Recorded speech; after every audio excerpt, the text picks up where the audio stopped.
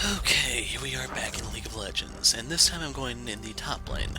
So if you look at the title, you can tell that it's a Nasus video. Sadly, I don't have the Blue Lantern Nasus skin installed just yet. After playing this game, I think I'm going to go back and install that in, so yeah. All things considered, it does have better graphics, I'd say, than pretty much anything other than Infernal, and even still, I'd say it does compare to Infernal, so... But right here, I'm trying to figure out how my team is going to play, and ultimately I decide, okay, I'm going to play a tank. The question is, do I want Scion or Nasus? And I ultimately settle on Nasus because I played him quite a bit. Like Season 3, I think he was my most played character in Ranked. And then just over time, I've gradually played him less and less and less. But as you can see here, it's top lane against Shen, and that's Reworked Shen. So in this video, you get to see my thoughts about it. And if you've been paying attention to my channel, Shen was probably my most played top laner in Season 5, and I've been playing him since Season 2. He's pretty much always been one of my 3 top laners. And as for the rework, he's pretty much been butchered. And you'll see what I mean as we play this lane out, but I'll explain as we go. So first things first, I should point out this game took almost 10 minutes to get into because matchmaking's that messed up at the moment. So yeah, I have to make the games count if they're going to be this few and far between. Now right here, it looks like you can't see the rune page, but I'm trying to decide, do I want Fighter or the Udyr page? And the difference between the two of them, if you're wondering, Fighter has attack speed quints, while Udyr is almost all AD stuff. They both have scaling armor yellows, I believe, and then the same scaling 5% CDR blues and 6 MR glyphs. But here's the mastery page. So right there I have attack speed. I'm not sure if the increased ability damage actually affects Nasus's Q. Just due to the fact that it says ability, I'm kind of thinking like only AP scaling, but I don't know for sure. I can't confirm that just yet, and it's probably something worth looking into. You also have double-edged sword. I have vampirism so that I can get some extra lifesteal to keep me in lane, then oppression so that I deal extra damage to the suckers I've withered. I want ghost since I see my matchups over there, and as for the other page, or the other side, we have the reduced damage from champions, the increased armor. Those are the other way around if you're looking from top to bottom. Then I have the improved lifesteal from the Runic Blessing. I have increased summoner spell cooldown. And I can't remember what the second to last one is, but then the final one is Undying Grasp. Basically, every 4th attack I make, if that I stack by attacking. And once I reach 4 stacks, my next hit on an enemy champion will deal bonus damage scaling off of my HP. And I get healed based off of that amount. So if you're thinking about it, yes, I am triple dipping here. So I'm getting healed from my Keystone Mastery, from the Ferocity Tree, that 2% lifesteal, from Nasus's passive as well. And had I gone for my fighter page, I think I would have had 1 lifesteal quint, so that would have been quadruple dipping, but that's probably a tad excessive. So right here you can see the nice thing about going for K-9 here is that we have the whole skin solidarity thing going on. If you look, Diana's the one who ruined it from being a 10 skin game. Should have reported her for that now that I think about it, oh well. So right here I'm trying to point out the keystones, since I'm providing this game, this commentary after the game. Diana has Deathfire Touch, and just like I explained in the, I think it was Udyr video, when you're jungling, you either want your Thunderlord's Decree for extra burst damage, or if you're playing a tank, you probably want Undying Grasp. Those are pretty much the only 2 keystones I'd say are somewhat decent for junglers at the moment.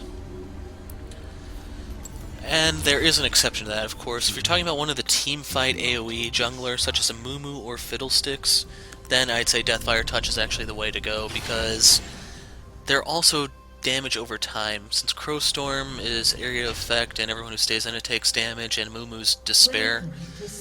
For those, I'd say yes, the burn will quickly surpass the damage of Thunderlords, especially if you stack AP. I did record a pair of Fiddlestick games because I've been trying to get in the habit of him. We have to see which one I want to upload, if any of them. But anyway, as for Nasus, I'll explain how he works real quick while I have a little bit of time to kill. Your passive is basically just flat lifesteal. It scales with your level to a certain degree, something like 1, 7, 13. It goes all the way up to something like 18% lifesteal. It starts out at 10. So when you auto-attack, you get a little bit extra. So, I should also point out, since I'm not providing commentary, I'm going to be incredibly sarcastic in chat. So right there, the reference to Graves losing the cigar in his artwork.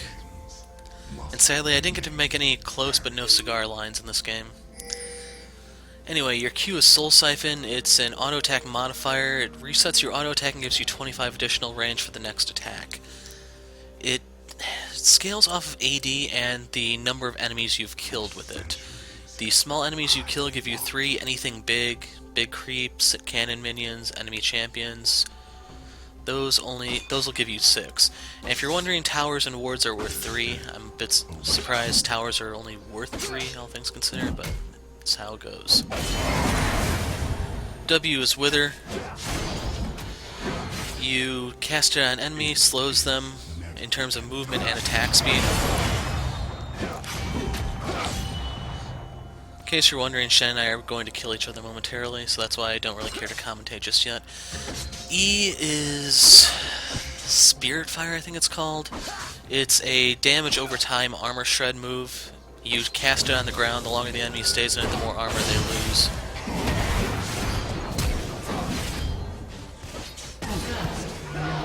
So yeah, if I had just walked away, I might have been able to kill him with First Blood, but it doesn't matter. Like I said, Shen got butchered, so even though he got First Blood, I'm just going to kill him pretty soon repeatedly, but we're going to kill each other one more time. Finally, your ult is Fury of the Sands. Nasus basically transforms into a giant version of himself. He summons a sandstorm around him that does % HP damage to all enemies within a certain range. His auto-attack gains increased range. The range from Q as well as your ult does not stack. The ult overrides the Q, in case you're wondering. If you look, my ping is going to be inconsistent for a while, which is going to mess with my last hitting, since sometimes there'll be an input delay, sometimes there won't. That means I'll either attack too early at times, or too late. But eventually it does level off, and then you'll see the last hitting improve sharply. So that's Nasus' moveset. As for Shen, he has changed, and I'll explain that as follows. His passive is now the key barrier type move. You can see it right there. Whenever he uses an ability, he generates a shield around him that scales off of HP. So if you look, the Shen there has started with Cull, which was kind of interesting, but not something I'd recommend. Like, the only person... Like, there's 2 characters I'd probably dare to do that on. First of which is Gangplank, for obvious reasons. Farm from a distance with his Q, loads of gold, etc. Second one is Tryn, since he is so friggin' annoying to kill. But anyway, your Q for Shen is summoning the Spirit Blade. I don't know what it's called exactly. That modifies your next few auto attacks to deal bonus damage, scaling off of AP. So that's one of the problems. W is when you generate a force field around your Spirit Blade, basically like a Jack's Counter-Strike type thing. The minions are killing me here. I was too cocky to duck into the bush. So it allows you to dodge for like 2.5 seconds, and I believe his shield persists for 2.5 seconds. Your E is Shadow Dash. This is effectively unchanged. You dash through a target, you taunt them for 1.5 seconds. Deals a little bit of damage. I think this also scales off of AP. Might scale off of health. I've tried him in a bot game just to see how bad the damage was, and he's not someone I'd play PvP, to be honest. Finally, your ult is Stand United, still the same thing, but Shen does have an energy regeneration thing built into his E. It's the E passive, so once he learns that dealing damage with either his Q or his E will regen him some energy. Think of it as kind of like a Lee Sin passive, I guess. It's probably the best way to think of it. Now, the question is, why is Shen butchered in your opinion? So if you look right now, I'm attacking minions and everything.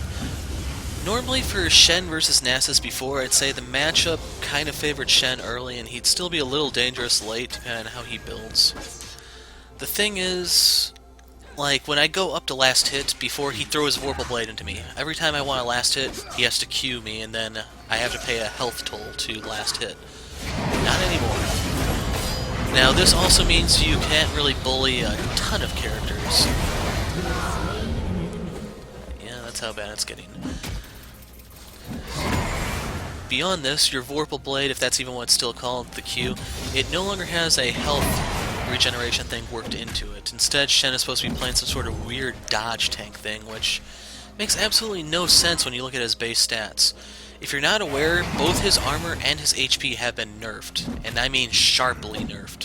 He has something like 30 less HP early on, and his HP per level is even lower than before. He has something like 20 less armor at level 18. So yeah, your tank lost all of his defensive stats. And these may seem like small amounts, but if you look, I'm going to snowball out of control. So much so that sometimes I'll be able to go 1v3 and 1v4.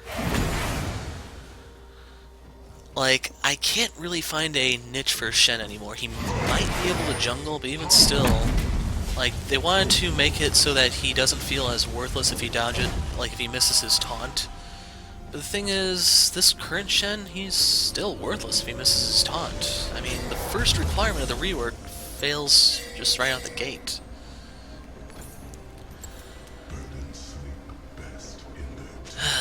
He still has the Shadow Dash, but then I also meant to point out the timings. So his passive and his W last for 2.5 seconds. The Shadow Dash lasts for 1.5. It still has a really long cooldown, so even in the event you do land it, there's still 1 second that's going to go to waste, and then you still run into the whole problem of you're useless until that comes back up.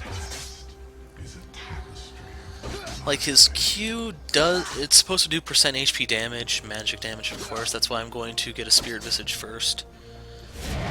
But, like, he's been gutted. He does more damage, yes, that's why you saw him do so much to me early, but now that we're level 6, I get to kill him whenever I feel like it.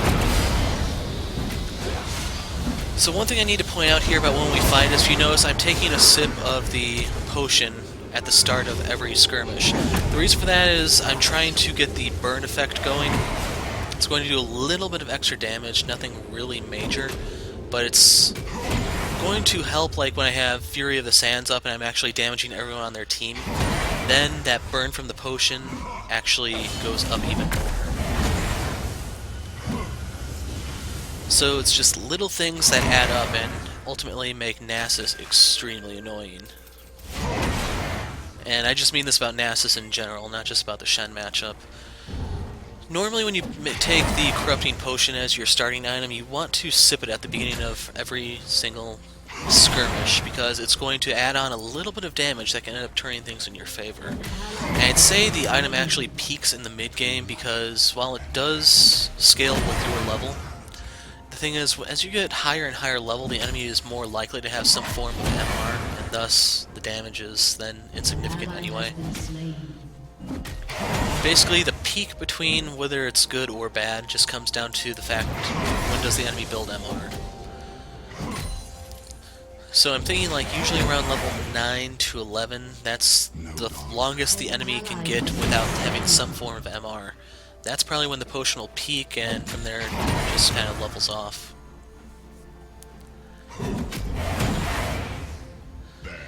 So right here, they're nagging me to try to teleport, but in reality, ignore them. With Nasus, you want to farm, and the sooner you get your stacks, the more dangerous you become, because you can see I have complete dominance in this lane. Shen cannot do anything. If he shows up, he dies. Look, he brought Diana to play. I think I have 1 charge left on my potion, and right there I have it going. So Fury of the Sands plus the Corrupting Potion are burning them both, and then I'm just beating down on one guy. So right there, I'm not sure what it was exactly that killed Shen. You can see Diana is in a really bad spot. And you want to know how bad? If you look at the map, Fizz is flanking through the blue buff. And if you're wondering, yes, he's going to kill her. So right there, I don't know if Ez was aiming for me or Veigar in the mid. But the important thing to note is with both me and Veigar, we have a ridiculously strong late game. Like, words can't really describe how crazy it's going to get once we're fully stacked. And to make things worse, you'll notice right here I built 4 CDR items right off the bat, so I'm already seeing uncapped CDR. With the item changes that have taken place, putting CDR on the Shen and then the Lucid Boots, even though they're going to be going up in cost with the next patch, I think they're still kind of worth getting early. And then once you complete the Frozen Heart, I'd recommend probably selling them and then just buying your real boot. Really depends on the game, I'd say. If you're wondering why I went for the Lucid Boots, twofold. First of which is the CDR so I can stack Q better. Second is so that I can get my summoner spells back up more often so I can run down Shen and Diana. And eventually Emerald and Ezreal and so on. So like usual, sip the potion. And that's it for Shen. So one thing I will admit is that his current build is not really doing him any favors because he's rushing Youmu's. Not entirely sure why. Like, if you were to build any AD item on Shen, I think it'd probably have to be Blade of the Rune King, just so that you have some form of sustain. But in reality, you're supposed to, like, stack HP. You want, like, a Dead Man's Blade, maybe a Titanic Hydra. Spirit Visage can definitely work because it gives you CDR, MR, and, of course, health. Also health regen.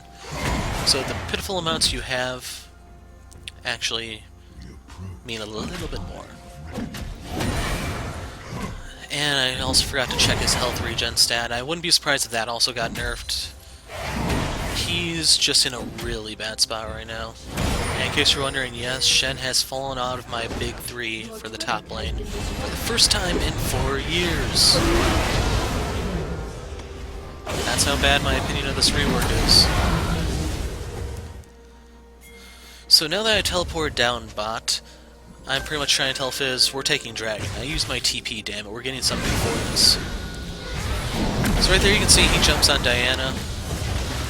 Meanwhile, I'm wailing on Ez. And since Ez is in such bad shape, he really can't do anything.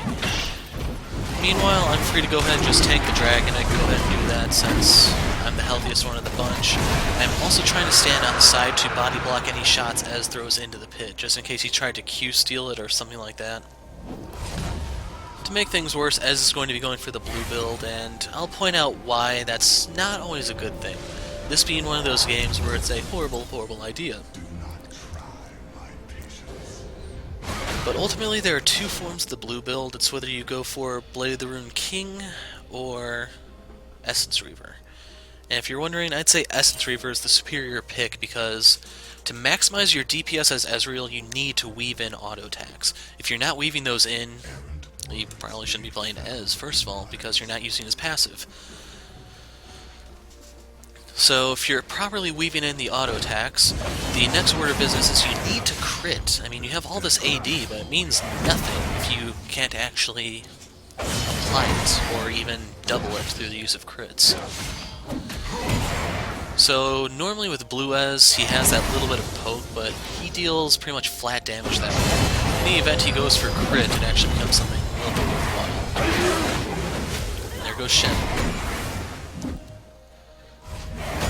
So basically the pit that I've seen most of the blue Ezreals fall into, this one included, is they don't build any crit, they can't use their auto attacks, and when I play Ez, you're just playing an AD caster, and not even a good one at that. But keep in mind, if they do properly weave in their attacks, then they are friggin' terrifying. That's the Ez who will cut through you like a hot knife through butter. But anyway, here comes the trash talking. So Diana has tried to gank, but you don't want to gank a lane that's snowballing this hard because you'll just get killed. So yes, it was probably funny for you guys that Fizz just insta-gibbed Shen with his ult because of the beatdown I was laying down on him. And then from there, Diana came into her doom. And since I have the Lucid Boots, I was willing to go ahead and burn Ghost to secure that. But right now we're back to business, just doing some last hits. Right here I'm trying to figure out how much damage I do with the towers. Not quite enough yet. An ally has been slain. And sadly, I don't have teleport up right now to try to help them, but instead I'll just take the tower and give them some global gold. And from there I can try to roam somewhere. So right there you'll notice I did last to the tower, and that's how I saw it was worth 3 stacks. Unless I misread that in some way, it was only 3, which is a bit disappointing. You figure the towers were kind of like big minions, right?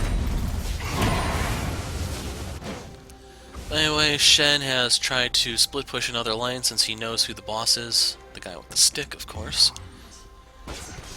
And I have to go put him back in his place. So, right here you'll notice I got spotted by the minions, and Shen takes off because he knows what's coming for him. Now, the bad news is if you look, Veigar's coming from one direction, Fizz from another, and me from the third to completely surround him. And that's why he was just dead to rights. So normally I'd say Shen is not as bad as you see in this video. It's just he made a mistake with his build early, and then I made him pay for it so harshly that he can't climb out of the pit he's in. Right here I'm going to do a suicide play, you'll see why in a moment. But if you look at the river by the dragon pit, you'll see that reinforcements are on the way. So right there I did die to the tower, but there goes Diana, watch a moo-moo. Amazing bandage toss. So even though I went down, Veigar and I got assists off of those. So if you're not familiar with Veigar's new Q, he does get the AP stacks off of assists. So right now he should have a full rank 5 Q, and therefore he built up 20 AP from that fight, I think. An enemy has been slain. I think it was 4 that went down. Well, if it were 3, it'd just be 15, which is still almost an amp tome.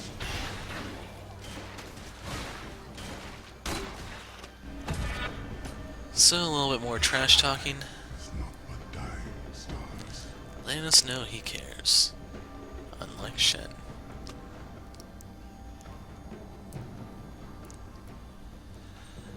But if you notice, I picked up a chain vest. The reason for that is so I can get a dead man's plate. That way I'm more mobile. I have a little bit... like, I have something at my disposal to keep up with them other than Ghost whenever it's up. And in case you're wondering, since they are going to try piling on me from here on out, the little bit of movement speed as well as the damage, I guess, really will make a difference. Right here, it dies right before I get there, and unfortunately I'm like 2 damage short of just being able to kill the minions with it. Right here, you take a sip of your potion, you pop your ult. Right there, Shen has to ult to try to keep her alive. So I just go ahead and pop Ghost, I wither her, and that's kind of where her story ends. Now, unfortunately, I think I do die here because the entire enemy team is on me. So Ez has arrived. So you can see right here he is using his auto attacks, just he doesn't have any crit to matter. Once I actually get the dead man's plate, then it starts to get a little bit ridiculous how they pile on me and I don't go down.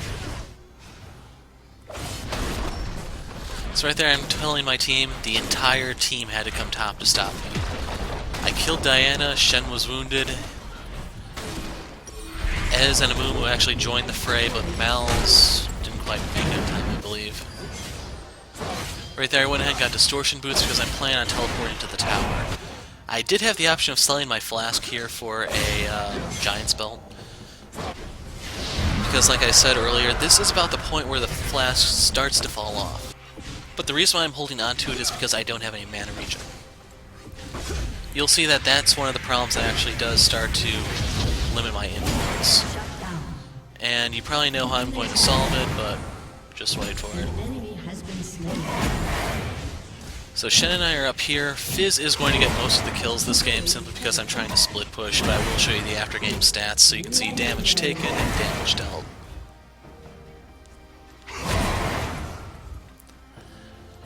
But yeah, the enemy team is in a really bad spot because Diana's attempts to try to gank me caused her to fall gradually further and further behind. To make things worse, Fizz has been snowballing just as hard as I have. So they have 2 problems. The first of which is Fizz blowing them up just like their tank, Shen, got.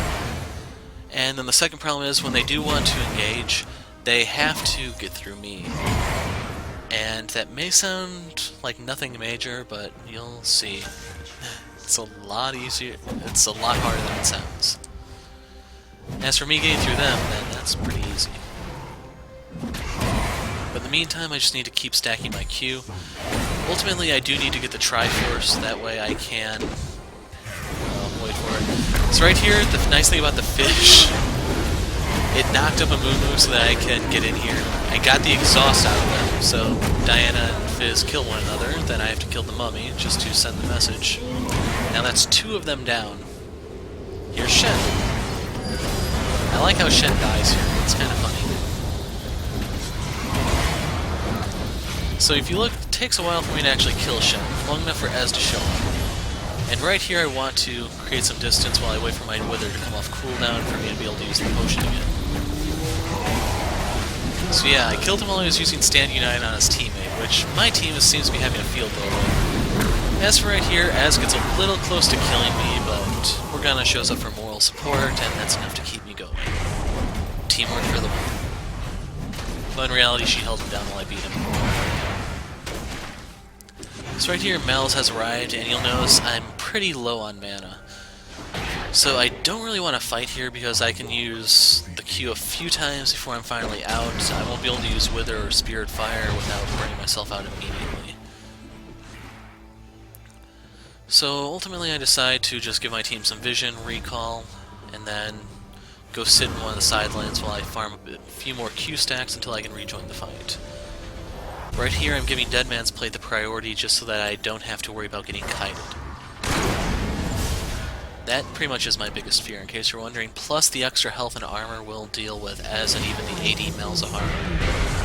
So yeah, I forgot to point out, in case you didn't notice, Mal's is AD. No dawn comes without darkness. Now that I think about it, I can't really think of anything that really went well for the enemy. Do not try my patience. This was just a painful game. So right there they did get Graves. Diana decides, hey, get all these minions, get back in the game. As soon as she sees me, nope. She shows herself out. And you can see she does so little damage, I don't care to dodge. Even the tower kind of bounces off me. And right there I did take an additional shot just so I could last hit the tower with my Q for the additional stacks. Triple kill. Shut down. Between life. And sadly Diana did manage to get the shutdown off of Fizz. A little heartbreaking. But I helped myself to the small golem, easy 3 stacks. If you're wondering why I didn't kill the big one, I kind of wanted to loop around and get Ez. You'll see me last at the ward here for another 3 stacks. I'll go ahead and help myself to a chicken. Errant words. Empire. You'll notice there's a Zerat portal on the field. If you're wondering, yes, you can last hit the Voidlings. That will give you 3 stacks. Maybe the big one will give you 6. I don't know. I don't think I actually got the chance to hit one. But right here, just keep the Q stacks going. Sadly, the stacking is not perfect, but hopefully I'm making up for it in terms of my kills, because this is probably the most action-packed Nasus game I've ever uploaded. Now I'm going to give the blue buff to Fizz. For those of you that guess I'd be taking that for my mana regeneration, just remember there are 2 blue buffs on the field. So, yeah. In the meantime, Mal should have seen me coming. I decided to keep going because I'm probably faster than him with my Deadman's Plate. Here comes his ult, wait for it. So yeah, he probably got about 40% of my HP, which I can just get back like that. Last hit with it. Had he been actually AP Mels and a little bit of decent items, he should be able to knock me down to at least 30% health. I had double that left. It's kind of why I don't care for AD Mals unless you're doing some sort of jungle gimmick thing, and even still, his spells suck then. So right here, take a sip of your flask, pop the ult, as I pop the ult.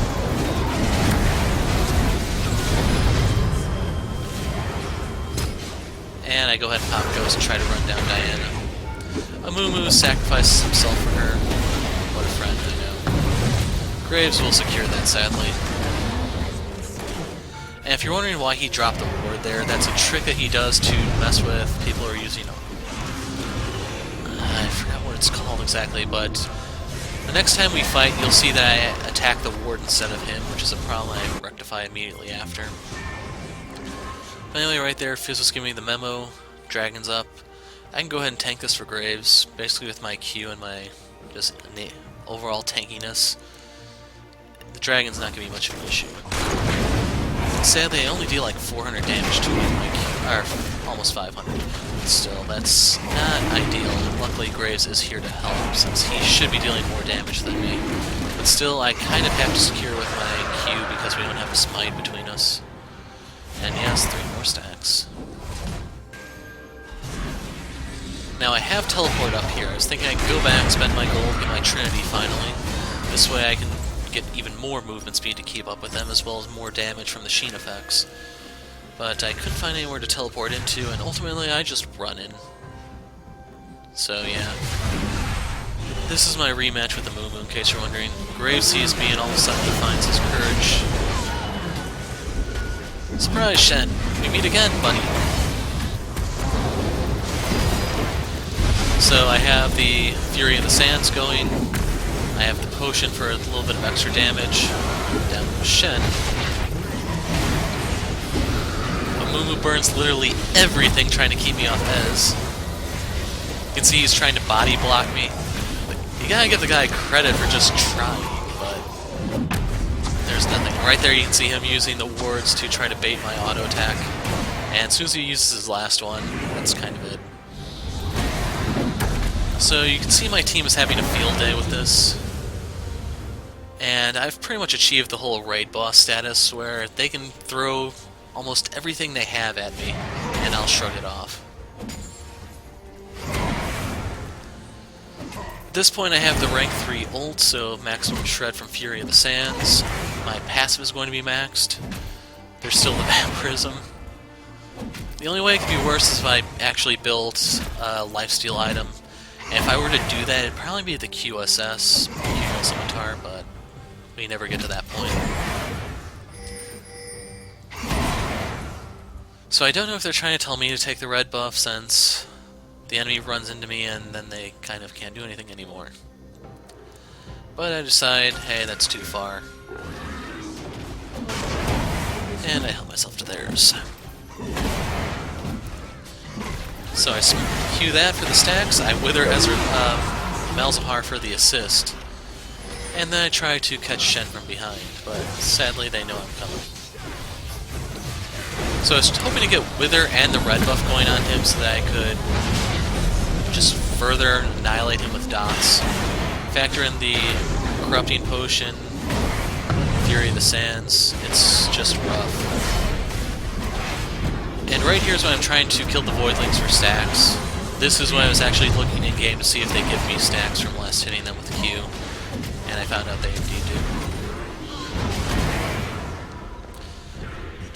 Since they don't give gold, they're not ideal. If you don't have anything else, and you want to really punish someone who built a Zerot portal... so, Siphoning Strike. One of the best things you can use. Now right here I want to counter jungle a little bit while still building some Q stacks. You can see I'm pretty much out of mana and I have no flask charges left. So my option is to go back to base, fill up the bottle, and come back. Which is what I was considering to do, but if you look on the right side of your screen, why, it's the blue buff. This is really bad news for Shen. So if you look at him on the mini-map, he's in the top lane. Veigar wants this, but I want the man regen. I'm capped for CDR, so it doesn't help me in that regard, and I guess my team was a little bit upset Veigar didn't get it. But now that I'm not gated by mana, it just sucks to be the enemy team. So right here I'm trying to pull him away from the others, that way they all have to come at me from the same direction. Shen down, his team arrives a little too late. We get the Zonias out of Diana while Miles has me suppressed, but like I said, Since he's 80, he doesn't hurt. His damage comes from his Voidlings, which I could probably kill in 2 shots. Malice himself took 3, if you see there. Sadly, I didn't get anything off Ezreal, but this is the final push.